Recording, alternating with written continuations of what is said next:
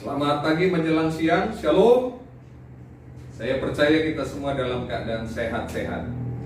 Dan perlindungan Tuhan sungguh-sungguh luar biasa kita boleh rasakan hari demi hari. Ya, hari ini kita sudah masuk lagi di bulan Mei, minggu pertama. Kita akan beribadah bersama-sama. Dan saya percaya Bapak Ibu Saudara sudah menikmati hadirat Tuhan, kuasa Tuhan dalam pujian penyembahan yang kita naikkan kepada Tuhan. Dan hari ini saya akan menyampaikan firman Tuhan masih di tahun pemurnian. Judul khotbah saya, Sikap Hidup Menghadapi Goncangan. Minggu yang lalu saya menyampaikan tentang bahwa setiap goncangan yang diizinkan itu pasti punya maksud. Ada tujuan yang Tuhan nyatakan di balik setiap goncangan. Dan goncangan itu pasti akan membentuk kita. Kemudian melalui goncangan itu ada penuaian yang terjadi. Saudara percaya? Amin.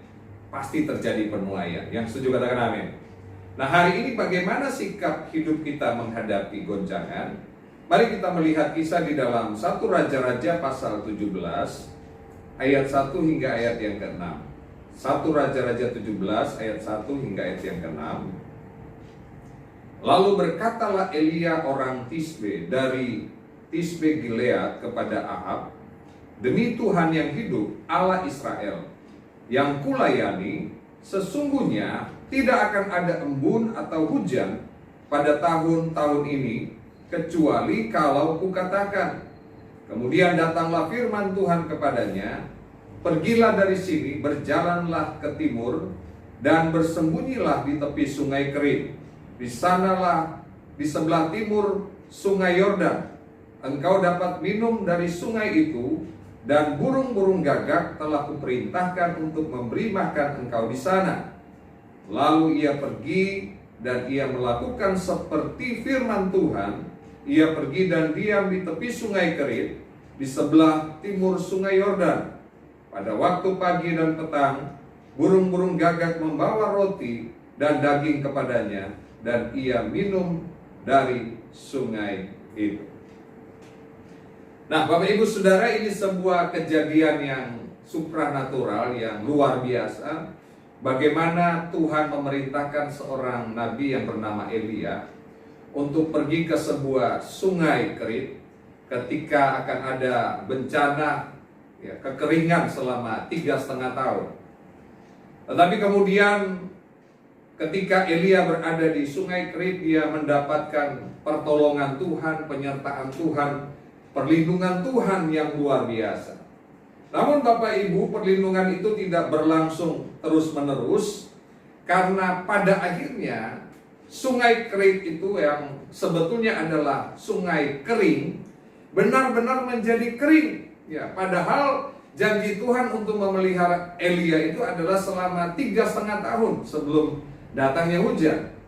Tapi belum selesai 3,5 tahun, sungai itu sudah sungguh-sungguh menjadi kering, sehingga tidak ada yang dapat diharapkan dari sungai itu. Itu berarti sebuah goncangan bagi Elia, sebuah kesulitan, sebuah masa kesukaran yang dialami oleh Elia. Nah, kenapa Tuhan mengizinkan sungai tempat merupakan sumber atau sarana supaya Elia bisa bertahan hidup, minum dari sungai itu, dan dia dapat makan dari burung gagak yang mengantar roti dan daging setiap pagi dan petang? Kenapa goncangan itu diizinkan oleh Tuhan terjadi padahal belum selesai masa di mana Tuhan berjanji akan memelihara Elia? Nah, kita akan melihat bersama-sama, walaupun itu terjadi, Tuhan mengajarkan sesuatu. Tuhan membentuk Elia punya sikap hidup yang baik. Tuhan akan menyatakan hal-hal yang luar biasa. Nah, itu sebabnya kita harus belajar dari Elia, bagaimana sikap kita ketika menghadapi goncangan. Yang pertama saya mencatat di sini, sikap kita dalam menghadapi goncangan, tetap percaya bahwa Tuhan punya banyak cara untuk menolong kita. Yang setuju katakan amin. Tuhan punya banyak cara untuk menolong kita. Kalau satu pintu tertutup, maka Tuhan pasti akan membuka pintu yang lain. Yang setuju katakan amin. Jadi tidak ada jalan buntu, tidak ada pintu yang tertutup bagi Tuhan. Sebab Tuhan punya banyak cara untuk menolong kita. Dalam kisah ini kita melihat bahwa sejak awal Tuhan sudah mengistimewakan Nabi Elia. Ketika semua orang mengalami masa kesusahan, ketika ada kekeringan selama 3,5 tahun itu, tapi Elia dipelihara oleh Tuhan. Bahkan Tuhan mau repot untuk mengirim makanan melalui burung gagak. Sesuatu yang luar biasa Tuhan lakukan. Ketika Elia berada di sungai Kerita, di sungai yang kering, yang sebetulnya hanya sebuah parit yang merupakan anak sungai dari sungai Yordan, Tuhan tetap pelihara. Tapi bahkan ketika sungai itu benar-benar kering, Tuhan tidak berhenti untuk tetap memelihara Elia. Ada jalan lain yang dibukakan oleh Tuhan. Kalau kita membaca ayat-ayat selanjutnya, kita melihat bahwa Tuhan menyuruh supaya Elia pergi ke seorang janda Sarfat. Dan di sana Tuhan tetap memelihara Elia melalui janda yang sungguh-sungguh memprioritaskan Tuhan di atas segala-galanya. Hari ini kita harus percaya apapun yang terjadi, bahwa Tuhan punya banyak cara untuk menolong kita. Itu sebabnya kita nggak boleh menyerah dengan apapun juga. Kita nggak boleh bersungut-sungut, tapi kita hanya mau bersyukur. Kenapa? Karena kita percaya Tuhan punya banyak cara. Itu sebabnya butuh iman, butuh keyakinan yang sungguh supaya kita bisa dapat percaya bahwa Tuhan kita adalah Tuhan yang punya banyak cara untuk menolong setiap kita. Yang setuju katakan amin.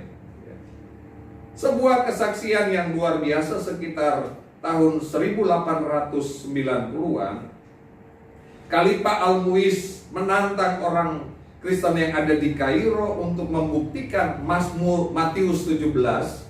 Bagaimana ketika ayat itu menuliskan bahwa iman sebesar biji sesawi dapat memindahkan gunung. Nah, mereka diberi waktu 3 hari untuk sungguh-sungguh berdoa kepada Tuhan supaya gunung itu bisa berpindah.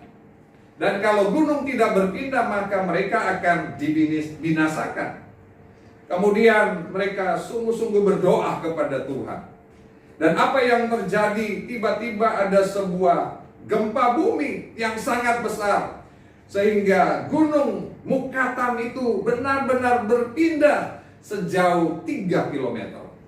Saya belum pernah ke Israel atau ke Mesir, ya saya belum pernah melihat gereja yang disebut gereja sampah itu yang dibangun di sana di atas gunung yang sudah berpindah, atau tanah di mana tempat gunung yang berpindah. Tapi itu adalah bukti sejarah bahwa pernah terjadi ketika ada orang yang sungguh-sungguh percaya kepada Tuhan, berseru, maka Tuhan punya cara untuk menolong.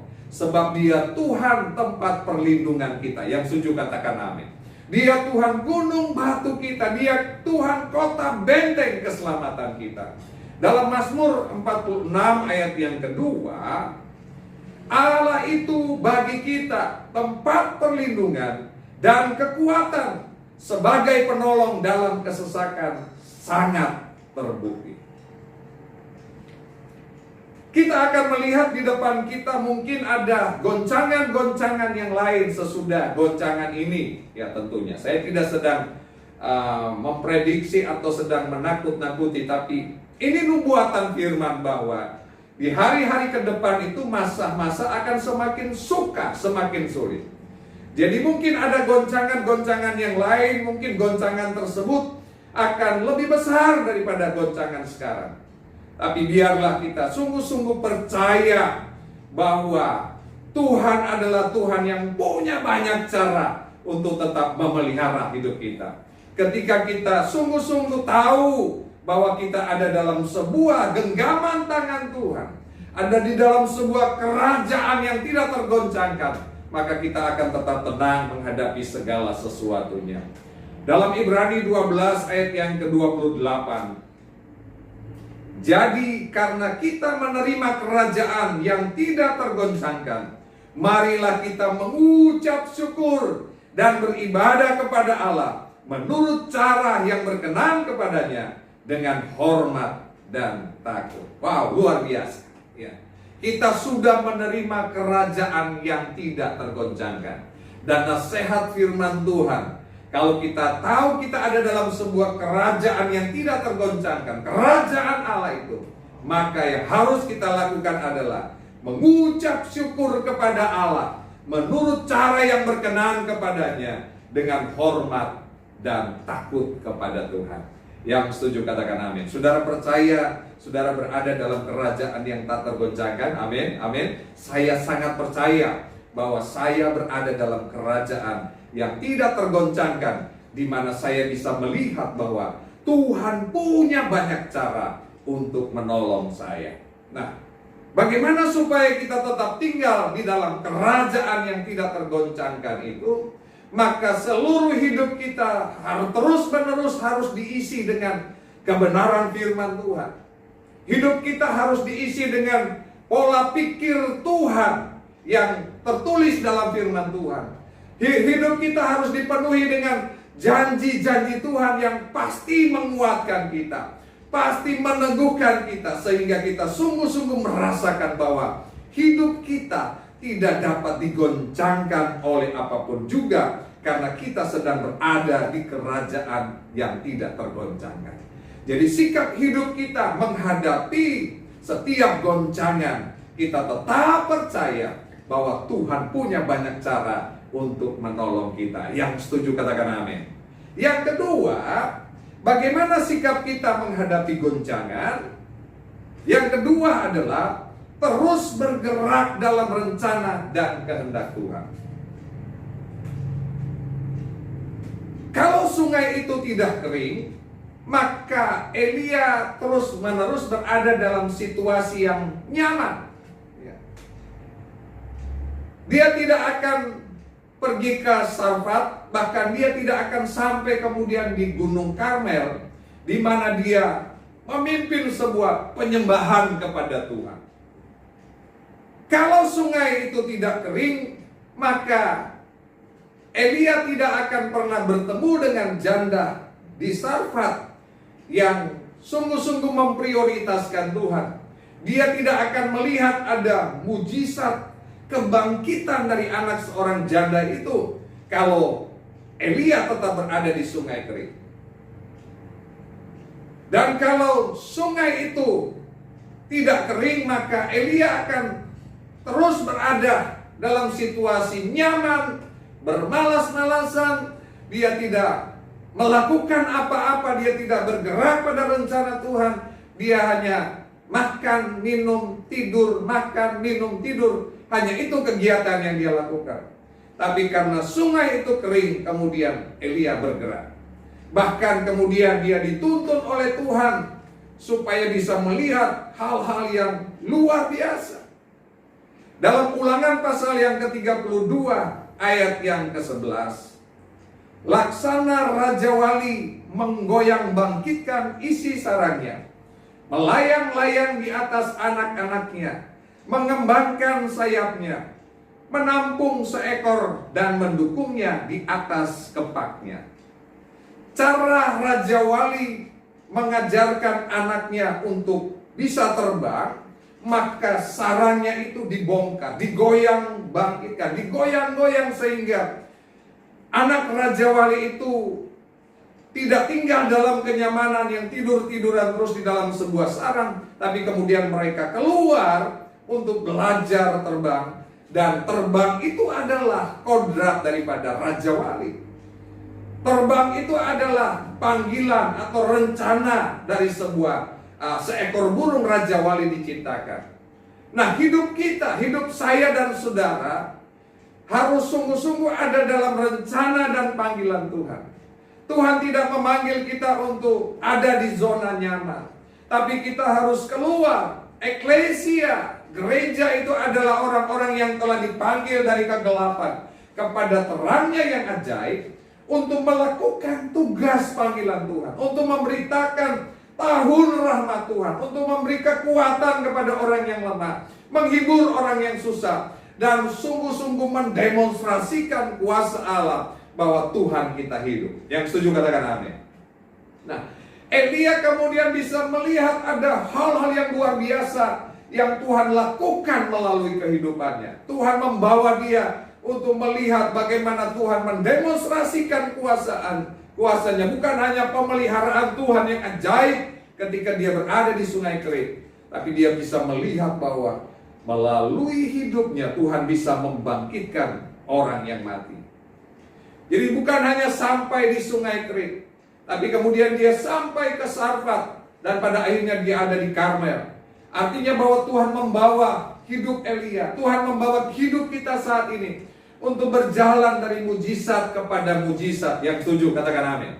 Tuhan membawa hidup kita untuk melihat dari kemuliaan kepada kemuliaan. Kenapa? Karena kita bergerak, kita berjalan, kita mengikuti apa yang menjadi rencana dan kehendak Tuhan.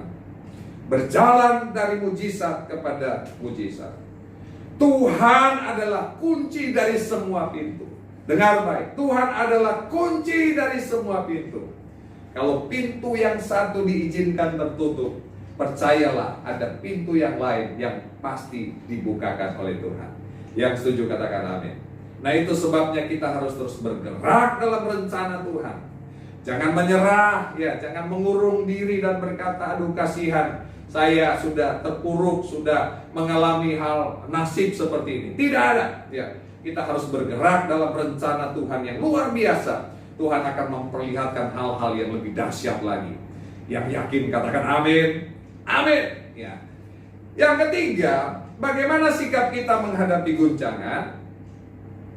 Tetap rendah hati. Orang Israel kesulitan, susah payah, kekeringan, tapi Elia dipelihara oleh Tuhan. Dia mendapat sebuah hak istimewa dari Tuhan, mengalami suasana yang sangat nyaman. Dan seringkali kita melihat, kita menyaksikan, kita mendengar bahwa orang yang terus-menerus ada di zona nyaman, ya, dia akan sangat rentan untuk jatuh dalam dosa kesombongan.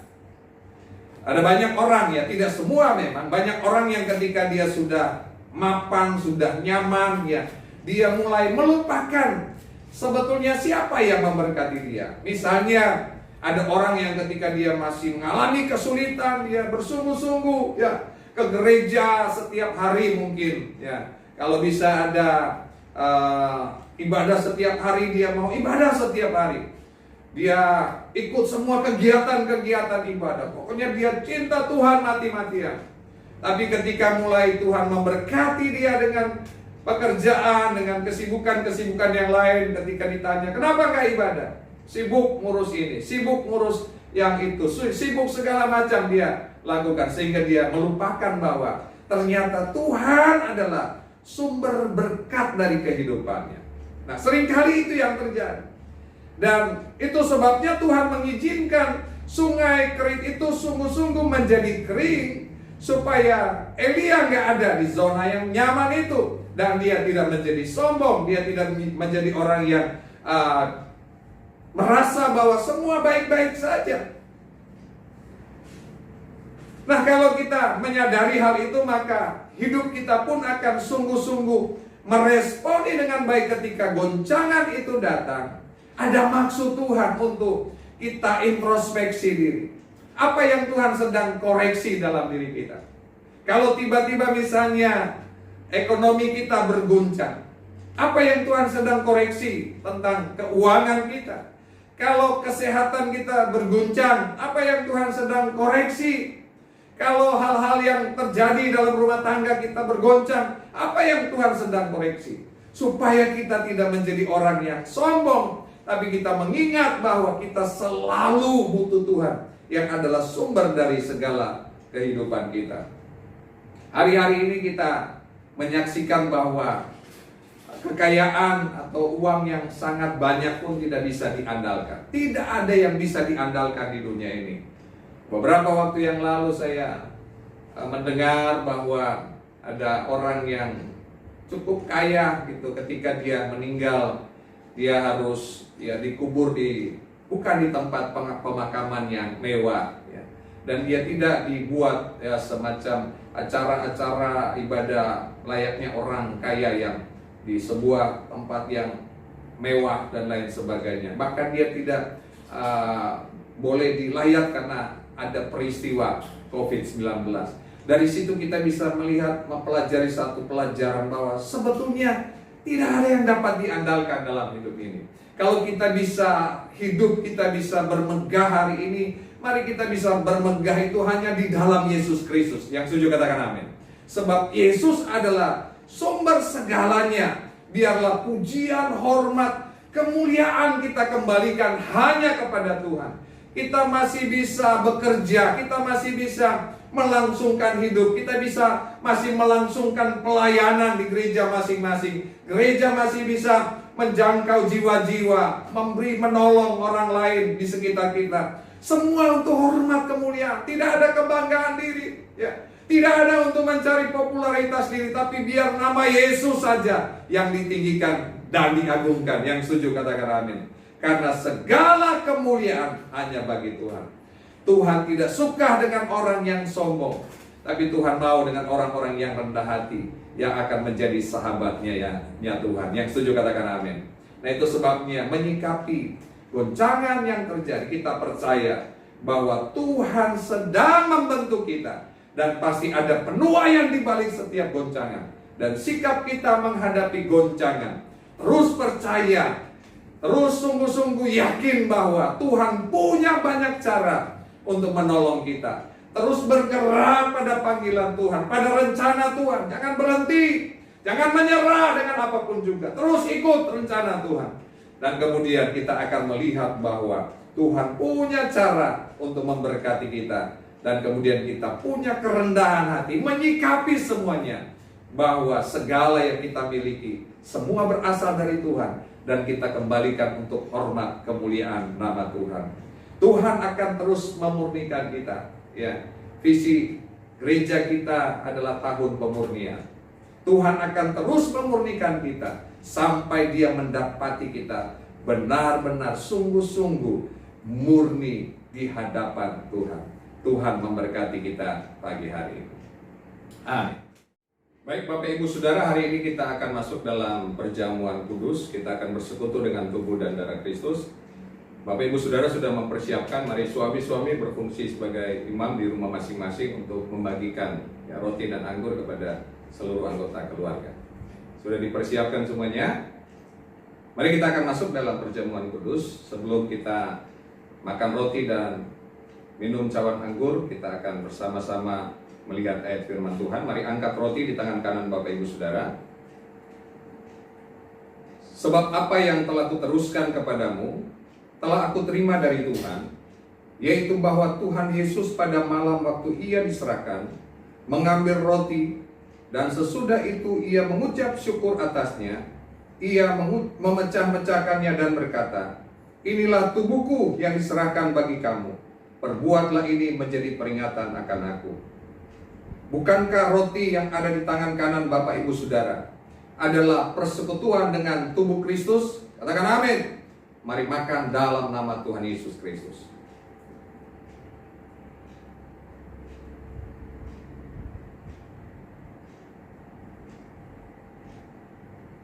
Terima kasih untuk tubuhmu ya Tuhan. Mari angkat cawan anggur di tangan kanan Bapak Ibu Saudara.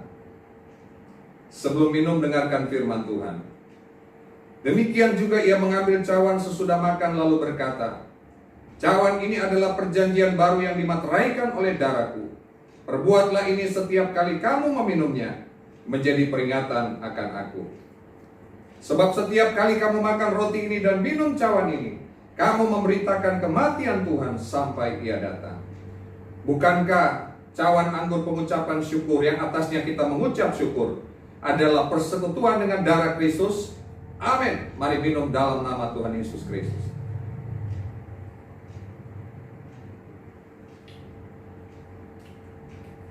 Mari kita berdoa. Kami bersyukur ya Tuhan untuk anugerah Tuhan kami boleh beribadah hari ini. Kami percaya kami telah menikmati berkat ibadah, berkat bersekutu dengan firman-Mu. Kami semakin yakin bahwa walaupun goncangan ada, itu akan membentuk kami, akan menghasilkan penuaian. Dan sikap kami mau sungguh-sungguh percaya bahwa Tuhan punya banyak cara untuk menolong kami. Kami mau terus bergerak pada panggilan-Mu, pada rencana-Mu, pada kodrat ilahi yang telah Engkau tentukan bagi kami sebagai gereja-Mu ya Tuhan. Dan kami mau sungguh-sungguh menjaga hati kami, tidak menjadi orang-orang yang sombong dengan apa yang Tuhan percayakan bagi kami. Tapi kami tahu itu adalah dari Tuhan dan kami kembalikan untuk hormat kemuliaan nama Tuhan. Berkati seluruh umat-Mu yang hari ini beribadah bersama-sama, baik di rumah kami masing-masing. Kami percaya ada kekuatan baru yang kami miliki di dalam Tuhan. Hari ini juga kami sepakat untuk berdoa bagi bangsa kami. Biar Tuhan segala lalukan bangsa kami dari segala wabah yang sedang terjadi, COVID-19 yang melanda bangsa kami, bahkan di bangsa-bangsa. Tuhan, ampuni bangsa kami, pulihkan bangsa kami, ampuni gereja-Mu, ampuni hamba-hamba-Mu, ampuni kami umat-Mu ya Tuhan. Ketika kami berbalik dari jalan-jalan kami yang jahat, maka pemulihan itu segera terjadi. Bahkan Tuhan juga yang akan mengaruniakan hikmat kepada para pemimpin bangsa kami dalam menangani COVID ini ya Tuhan. Kami juga mohon perlindungan Tuhan atas setiap orang yang menangani langsung COVID-19 ini. Bahkan setiap orang yang sudah terpapar sakit akibat COVID ini disembuhkan oleh Tuhan dalam nama Yesus. Terima kasih. Kami mohonkan tudung perlindungan Tuhan atas kami, atas umat-Mu, atas gereja-Mu, atas hamba-hamba-Mu, bahkan atas bangsa kami ya Tuhan. Sekarang umat Tuhan, mari arahkan hati-Mu dan angkat kedua tangan-Mu. Tuhan memberkati Engkau dan melindungi Engkau. Tuhan menyinari Engkau dengan wajah-Nya dan memberi Engkau kasih karunia. Tuhan menghadapkan wajah-Nya kepadamu dan memberi Engkau damai sejahtera. Anugerah dari Allah Bapa, cinta kasih dari Tuhan kita Yesus Kristus, kekuatan penghiburan, pengharapan, pengurapan dari Allah Roh Kudus menyertai kita mulai siang hari ini, bahkan sampai selama-lamanya. Terimalah segala berkat ini di dalam nama Tuhan Yesus Kristus. Semua yang percaya diberkati Tuhan katakan bersama, amin. Tepuk tangan bagi Tuhan Yesus Kristus. Selamat hari Minggu, Tuhan Yesus memberkati kita semua. Haleluya, antusias, yes, yes, yes. Haleluya, Tuhan memberkati.